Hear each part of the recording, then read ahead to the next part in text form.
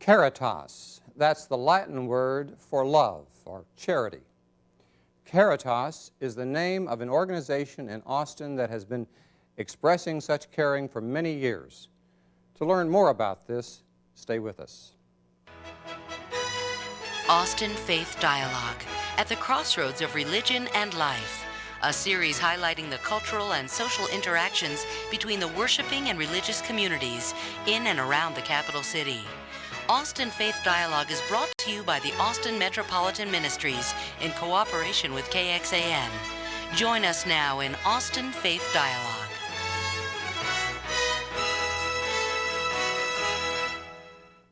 Hello, I'm Richard Thompson of Austin Metropolitan Ministries, welcoming you to this edition of the program. And today we're beginning a two-part series about homelessness in the capital city. There was an article in the Austin American-Statesman just within the last few days about how Austin is seeking to help the homeless. And it happens that among the two leading organizations in this regard, in terms of how long they've been doing it and the extent of their care, is Caritas. And we're pleased today to have the executive director of that organization, Eileen Oldag, with us. Welcome, Eileen. And thank you. And we're also pleased to have the pastor of a church that is working with Caritas and referring folks to them and supporting them otherwise. And we're pleased to have you, Fred Krebs, from the Prince of Peace Lutheran Church. Thank you. Good to be here. And we also have in the studio today some young people from your church who later in the program are going to be making a food offering for Caritas purposes. And we like to just anticipate the fact that young people from your youth group will be with us, and we'll look forward to seeing and meeting them presently. Now, let's begin with our usual questions when we have folks on board, is what particular circumstance has led to the founding of Caritas? How long has it been here? How much help are you extending? And you've got more than 30 seconds to answer all those questions. Thank goodness. We're a 33-year-old organization. In 1964, Caritas began its work, founded by, at the time, Father Richard McCabe, now Monsignor Richard McCabe, and probably one of the better-known individuals still, an active parish priest and parish builder here in the community. It's very interesting, and I think very significant in terms of what you were wanting to accomplish on these next two programs, to know that when he started, the reason he came and started the services, founded the services he did, is because there was such a gap between the income, the needs of particularly the working poor in this community, and what was available through the governmental assistance, what we would call welfare at the time, that there needed to be some organizations, or at least a key organization, that could help bridge the gap. There were a lot of people who didn't qualify for welfare, or a lot of people who, if they did qualify, Texas welfare was at such a low rate of assistance that it really did not accomplish what these individuals needed. We're at the lower end of the 50 states in that regard, I understand. Yes, indeed, always have been. And Caritas's services have grown throughout that time, starting with simple vouchers to St. Vincent de Paul stores to get clothing, starting with food vouchers, distributing food from our pantry, making sandwiches, peanut butter sandwiches, and handing them out on the street corner for individuals who couldn't eat.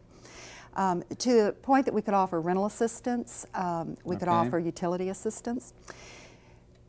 What has happened over the years, though, and what we are seeing now, particularly with welfare reform, is that we are very much back at our starting point, that with individuals being taken off welfare rolls, with the food stamp cuts that started this spring, that need in our community exists at as great a level as it ever has. So what Caritas is finding is that our mission and the need is expanding. I see. So you're already beginning to feel the fallout effects from this Welfare Reform Act. And Caritas isn't the only one. I spoke at the recent Charitech convention. It's not a convention, but workshops that we had today with some of the other social service providers and some of them from the other churches in the community who are saying that the calls to their food pantries have exceeded anything that they have had in the existence of their pantries. And I know that we are going to talk later in the program about the status of Caritas's food program, because we right now literally have empty shelves, All and right. that's All right. uncommon Well, at we this will time come of back year. to that and give folks a way to respond to that Thanks. need. But Fred, let's turn to your parish first. Where are you located, and tell us about the need that you identify there and the kinds of social issues that Eileen has discussed. We're located near the intersection of I-35 and East Oltorf. We're just east of the La Quinta Inn on East Oltorf Street. And we have many who come to us with needs. We have a food pantry that we run right out of our church, and the needs have increased greatly over the last couple of months. Why, in about a 2.5 to 3 week period, we had handed out close to 30 food bags, and we're pretty much ready to do that on a 1 to 1.5 day basis, but we can't possibly meet the needs of everyone. And quite often homeless people sleep on our churchyard. It's nothing for me to arrive there in the morning and see 2 or 3 asleep on our churchyard in various places. So how do you relate to what Caritas is doing? Caritas is of great help to us. We contribute to Caritas as a congregation, as a number of congregations in the area do. I was at a meeting of the South Austin Ministerial Association just yesterday, and we were talking about the various agencies, and Caritas was certainly mentioned as one of the foremost. We had our meeting at the El Buen Samaritano mission, which helps people in many ways. We were talking about the other agencies, and Caritas is one that a number of the churches use. Caritas can do so much more than what we can do. I understand that originally when Caritas was begun, it was begun with the idea of duplicating the miracle of the feeding of the 5,000 in kind of a contemporary or modern way. That's a very important miracle in the scriptures. All 4 of the Gospels, Matthew, Mark, Luke, and John, contain the story. One thing that I find particularly interesting about the story in the Gospel of John is that when John tells the story of the feeding of the 5,000, it's a young person, a young lad who has 5 loaves and 2 fishes. And Jesus' disciples say, "How can we feed so many with so little?"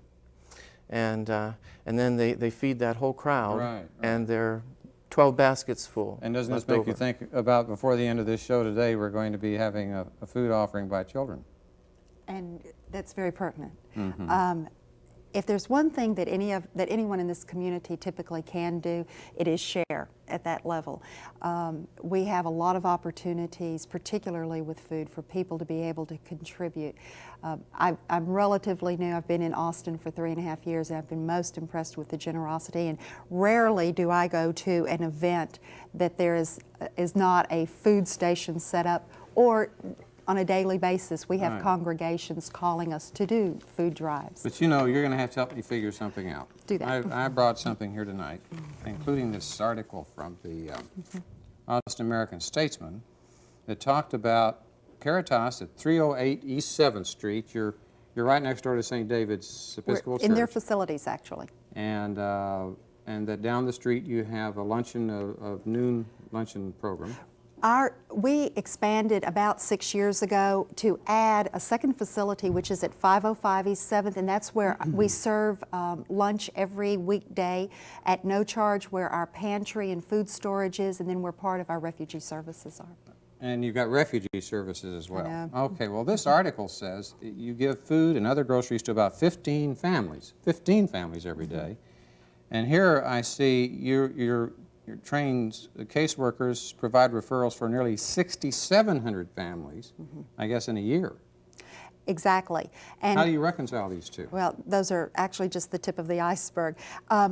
We probably have as many as 14,000 individuals who will walk through our doors at social services, and we Okay. have a wide variety of ways that we can help them.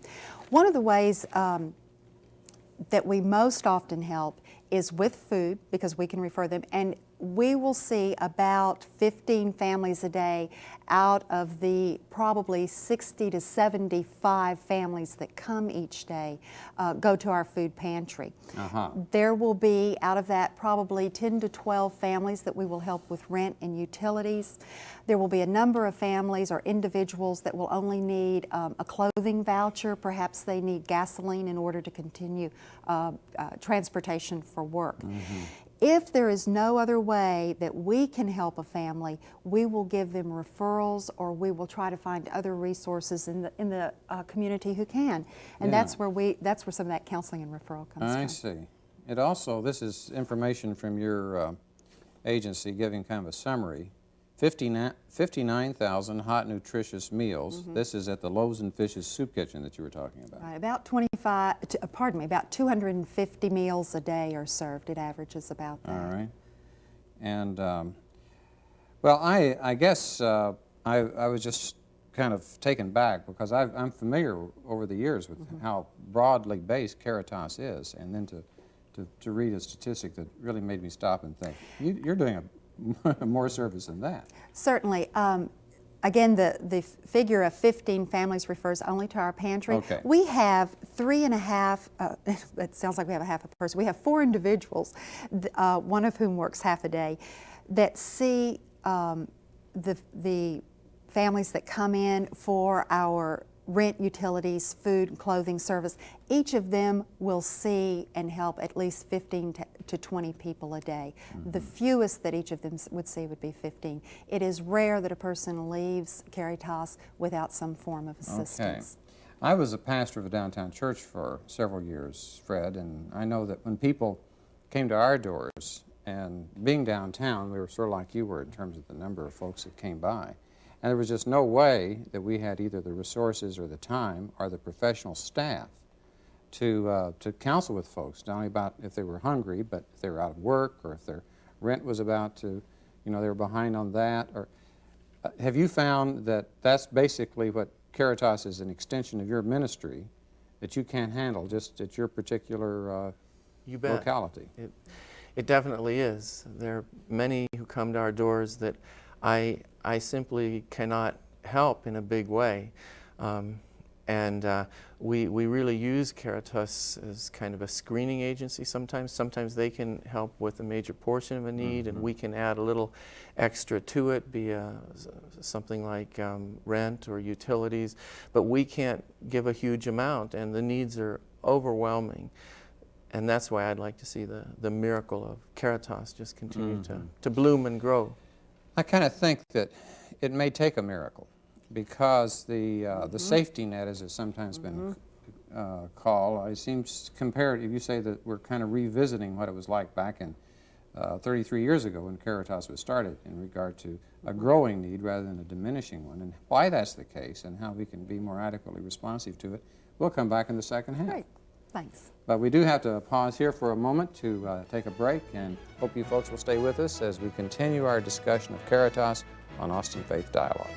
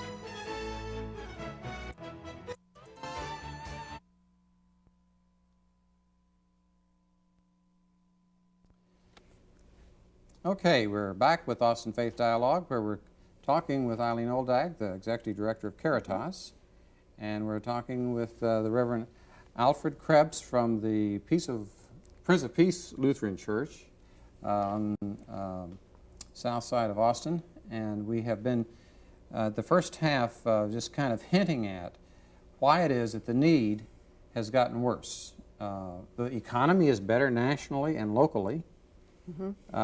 So there are jobs out there. Why aren't these people out getting jobs and feeding themselves and paying their own rent? And why? Explain that, if you would. Well, a lot of these individuals are. One of the things to keep in mind is that not everybody makes high-tech salaries in Austin, but our economy is driven by the fact that many of the people and the companies here can pay excellent wages. What that means is that individuals who are making minimum wage are having to pay the same or compete in the same rental market, in the same food and clothing market as an executive at a high-tech company. When you have perhaps a single parent, minimum wage. Typically what we see is maybe 2, sometimes 3 children in the family. That money's not going to stretch. And particularly if someone gets even one, sometimes minor emergency, minor car repair, throws them into a situation where they wind up making decisions about maintaining their rent. There's this kind of a rule of thumb that there are so many folks in the country today who are one paycheck away from becoming homeless. And it's true in every economic level, but it really impacts the low income. Okay, so it's the working poor that you were talking about, people who are not unemployed so much, but those who are just barely eking it out and they need some supplement. One of the other things that happens is that a good economy draws individuals who have hopes of finding work here and don't have employment when they come. We deal a lot of times with families, and I can think of one, a single father with 5 children who moved to this community hoping to find work. This has been a couple of years now, although the situation has not changed drastically. There was no shelter for him to live in. He could not even begin to afford to move into an apartment. The only advice we could give him and the only advantage he had going was that he had a car that he and his children could sleep in, which they did for almost a week before we were able to guide them. A lot of individuals who come here and are not able to find housing, and we simply don't have the facilities for them to stay in even temporarily.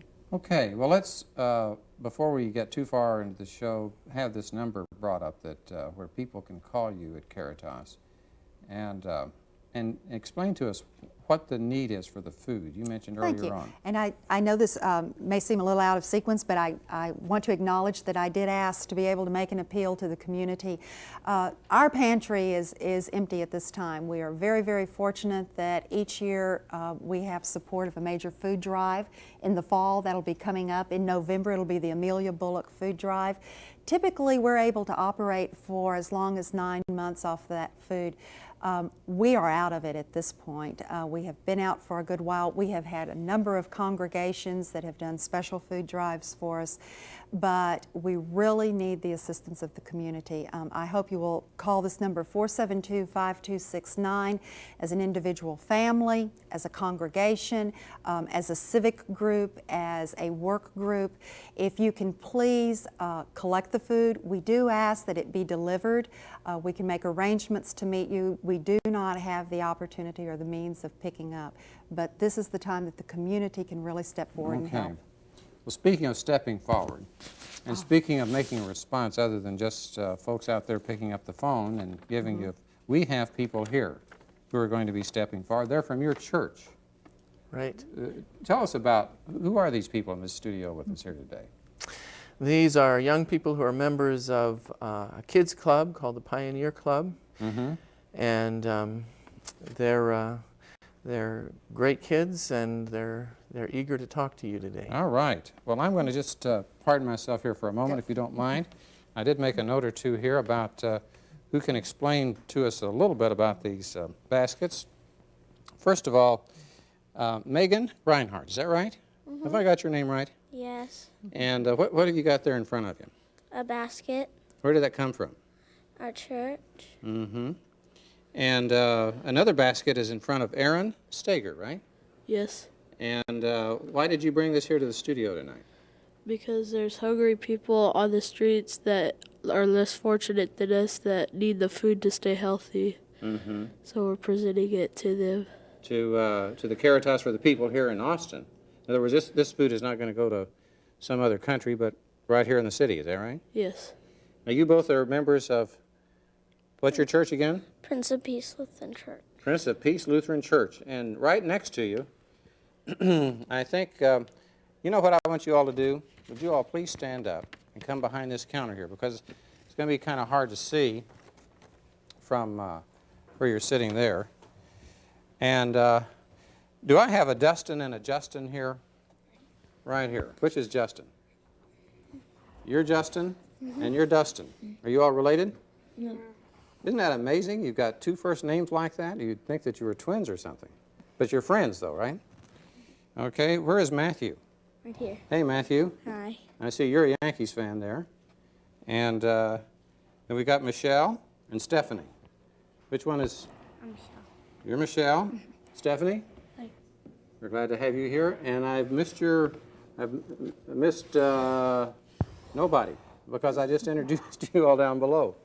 Now, I want you to say one thing as people are looking in about this food basket. Your pastor was talking about the multiplying of the loaves. Did you hear that? Yeah. And you didn't doze off when he was saying that? You were very attentive, right? And so I would like for two of these folks, Aaron and Megan, to come back around. And I'd like the rest of you to, if you could resume your places there while they're doing this. And if you would bring this over. And if you could just set it before Eileen and your pastor there, and stand over here by me. Now, Eileen, what do you think about this? Well, I really appreciate the wonderful example that you set for all of us. I really appreciate the time that it takes and you speaking so eloquently on behalf of the people who have need, and I really do thank you very much. Yeah, please thank your friends as well. Okay. Thank you all for being here tonight, and I'll let you go ahead and have your seats again there. And we'll continue our discussion over here. Now, this isn't much. No, but it's right on target. I really do want to give credit to the individuals who looked at this. The canned goods, particularly the vegetables, the fruits, the very basics are what we distribute and are what are needed by the families. I will say that particularly for lunches and dinners, Caritas is usually able to get breakfast foods, but these are the kinds of foods that really are most needed and most appreciated. Canned goods you can keep those for a while. And they do. They store well. They don't get damaged. Again, vegetables, fruits. People have peanut butter, canned tuna, the kinds of things that that are good protein and easy to make sandwiches as well as meals, main dishes out of. All right. So you're saying this little can go a long ways. Yes. We try to give, when someone comes to our food pantry, we try to give 3 days worth of food and to each family. I see. All right. So when we say that we serve 15 people, again, at our food pantry, well, that's actually 45 days worth of food that we try to distribute. Now, you all have regular food collections in your church, Fred? Yes, we do. The second Sunday of each month is Food Pantry Sunday. People bring food on that particular Sunday and at other times. And sometimes people go to Sam's Club or one of the wholesale places and bag up food, particularly beans and rice, good protein foods, and try to get the most for the dollar so that we can help people.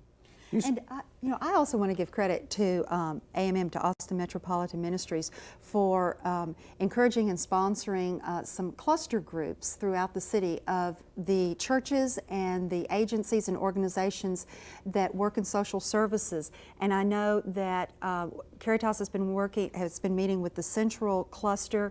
I know that there's a South-Southwest cluster, Southeast cluster that's been meeting, and it really has been helpful to know where the other food pantries are, what their hours of operation are, so that if any one of us does have a shortage, that individuals in need can be referred. Lots of churches doing really good work in that respect. So there are these food pantries around the city that are getting more coordinated in their effort. And I just read about the food bank. How do you relate to the Austin or Capital City Food Bank? The Capital Area Food Bank is one of our sources for food. As a matter of fact, that's why I said we can get breakfast foods through them, and that's a real good resource for us to be able to use. We are a member agency, have used them. It depends on what the needs are in both our soup kitchen and in our pantry. But we buy from them weekly as far as our soup kitchen is concerned, and then from time to time for our pantry. Okay. I have to say that one of the things that I've thought about over the years is how what private agencies can do seems to be limited compared to the need. I mean, it's better to do something than nothing, and as much as you can. But what about, where the support has sometimes been that is being apparently and for sure withdrawn under the welfare reform? What's going to keep people from, falling through the cracks even more, is my question. I'm very concerned. I was at a meeting of the South Austin Ministerial Association yesterday. We're all very concerned. I was at the South Austin Neighborhood Center last week. I was at one of our county social welfare agencies just this morning with a group of pastors from the South Austin Ministerial Association. We were at El Buen Samaritano Mission yesterday, and we all feel very highly about Caritas, but we can't do it all, and we're very concerned about the Welfare Reform Act. We're very concerned that the state of Texas needs to be doing more. The state government, our governor, really need to look at the situation. They need to look at people. And when one is not suffering, it's very easy for those who are to become invisible to us.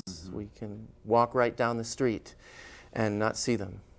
And I'm extremely concerned that the needs are increasing and that we need to have more resources, and the government has a responsibility. The churches need to work together, and we're trying to, the agencies need to, the government also needs to step forward. Okay. I think we have less than a minute left, but you talked about November being a time where you had a particular emphasis, Eileen, Yes. for Caritas. And people associate Thanksgiving as a That's time to it. bring food baskets and so on. But I think one thing I've picked up, and you can say if this is correct, that you think a year-round response there's no substitute for that. Absolutely not. And we've been real fortunate in that we have some congregations that do usually a spring and perhaps a late summer drive, but I hope that we can get that year-round response and that feeling of Thanksgiving throughout. Okay, yeah, gratitude every day. No reason not to. And we are grateful for you for being here this day. Oh. And thank you, Eileen Oldag. And Well, and thank you for allowing the additional guests. I know that we're was delighted a to have the stretch. young people as well, and Pastor Fred, we're grateful for you. And for you folks for looking in. Next week we'll be talking with the folks from Salvation Army. In the meantime, peace be with you.